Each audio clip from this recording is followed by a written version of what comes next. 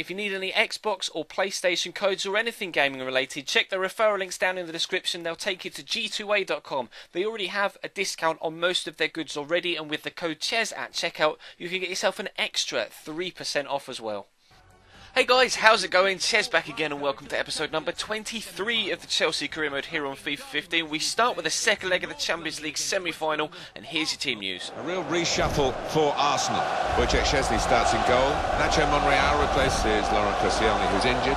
Thomas Rosicky comes in for Santi Cazorla, who's injured. Danny Welbeck is the sole striker today.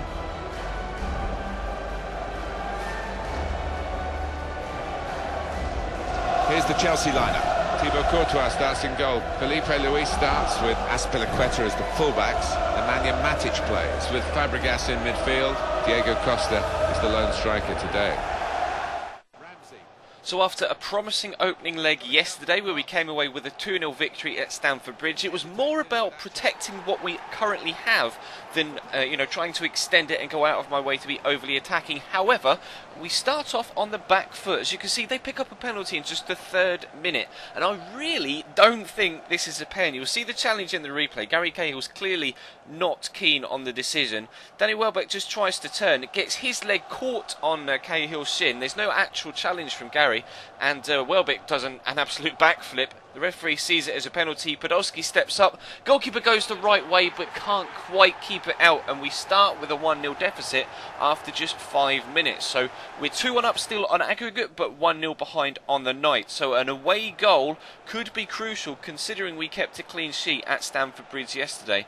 But we're still under pressure from Arsenal in the opening stages. As you can see, half an hour in now, they're still building the pressure. Alexis Sanchez with the effort, but we're keeping them to shots from outside the box, which is something that Arsenal squad isn't necessarily equipped well to cope with. And of course, they do tend to prefer to pass the ball about, work the opportunities inside the box, which is something I'm trying to do here. Diego Costa brushes off Chambers, squares it to Willian, but unfortunately, he can't quite find the angle with the rather extravagant finish to get it into the back of the net. So we stay at 1-0 heading into the second half. As things stand, we're heading through to the next round of the Champions League, which is of course the final. Welbeck brushes one challenge, kind of just runs into Willian, and the referee points to the spot for a second time in the game.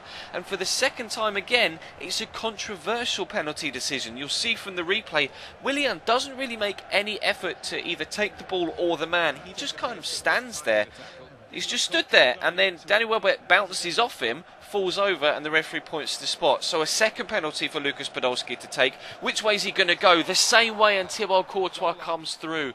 He read the move to the right hand side, dives down, shoves his hip at it as it's quite low, and he keeps it out. We stay at 1-0. We're still going through as things stand. Cesc Fabregas powers past their defence, driving at his former team, squares the ball across. Costa with a header, but it's a tame one straight in the air for Wojciech Szczesny to pluck out of the top left-hand corner. Ross Barkley and Andre Schürrle coming on for Oscar and Willian to add some fresh legs in the middle and out wide as I try and push for a potential away goal to get us the the foothold we need into the final of the Champions League. Mesut Özil, they're here working the ball around like they like to do, and Edin Dzeko is the man that makes it 2-0 Arsenal with just 13 minutes to go. So that, as things stand right now, this is the only situation in which we can go to extra time. But like I say, I'm pushing, trying to get said away goal to make sure that we have at least 1.5 feet in the final as we go into the last few minutes. Schürrle plays it back to Costa here. Great turn. The shot with the left foot comes off the inside of the post. Absolute perfection with the accuracy of the shot, and we get the crucial away goal. Not only are we 3-2 up on aggregate right now, so we're leading anyway, even if Arsenal score again, we'll go through on away goals. Arsenal need 2 goals in the final 5 minutes to knock us out of the Champions League, and it didn't happen. We're going through to the final of the UEFA Champions League with a 3-2 aggregate win. That last gasp Diego Costa goal means that the £32 million that the club paid for him was by any stretch of the imagination worth every single penny, and will be playing, rather surprisingly, Athletic Bilbao in the final as they knock Man City out 3-0 on aggregate. A 1-0 win in the first tie and a 2-0 win in the second. A real turn up for the books, but which means I cannot underestimate them in the final, which will of course come as a live com at the end of the season. But we're back to Premier League action now. Crystal Palace at Stamford Bridge. Here is your team news. Here's the Chelsea lineup. Thibaut Courtois starts in goal. John Terry plays with Kurt Zouma in central defence. Lucas starts with Andres Schürrle out wide. Loic Remy is the main striker today. Not the strongest of lineups, but rather unsurprisingly this game came just a couple of days after the second leg in the Champions League. So a few players were quite tired. We had to rely on Courtois in the opening stages there to make a good save to keep Palace out. And they've got a lot of pace in this Palace side. And they gave us a few problems in the reverse fixture at Selhurst Park earlier on in the season. So I definitely knew that it wasn't going to be an easy game. But Loic Remy gets in behind here. And he's so unfortunate with that shot. On his left foot, beats the goalkeeper at the near post, but can't beat the near post itself. And it rebounds out. And unfortunately, I can't quite get to the rebound either. But we're still putting the pressure on. Lucas just races down the left-hand side so fast, no one can cope with him. That was actually a shot, believe it or not, which actually ended up more like a squared pass, and they were able to hack it clear. I was really disappointed with that after that superb run from Lucas to get the chance created in the first place. But Schürrle's going to stand the ball up here. Remy puts it into the back of the net. A really great ball back and finish from the Frenchman. But the referee's pointed to the penalty spot. You'll notice Joel Ward and having a bit of a disagreement with Andre Schürrle here. I was pissed off really that I hadn't had the goal count anyway, because the referee pulled it back. You'll see here Schürrle, he gets the pass done first, then goes to ground. The contact's before the ball, but he still gets the pass off. We still score the initial chance, but the referee blew his whistle before the ball ended up in the back of the net, so we have to score it from the penalty spot.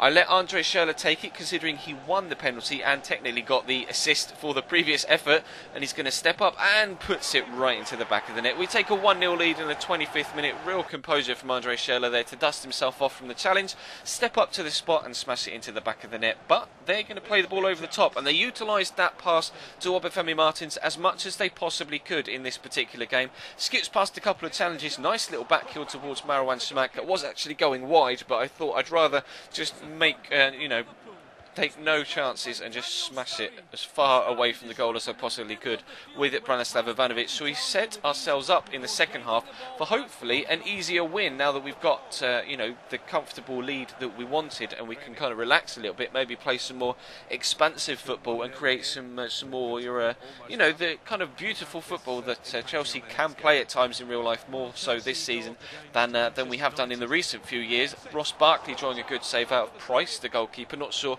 where Julian Speroni is, but unfortunately for them, they weren't able to get themselves back in it. We weren't able to score a beautiful goal, but it didn't matter because we already had the ugly chance scored with the penalty into the back of the net in the first half. So we head into the next game, the final game of the episode, at home again against Manchester United. In good spirits, we're in good form, although I guess we did lose against Arsenal, so they're not in the best of form.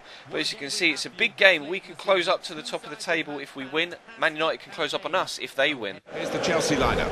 Thibaut Courtois starts in goal. Felipe Luis starts with Azpilicueta as the fullbacks. Oscar plays with Fabregas in midfield. Diego Costa is the lone striker today.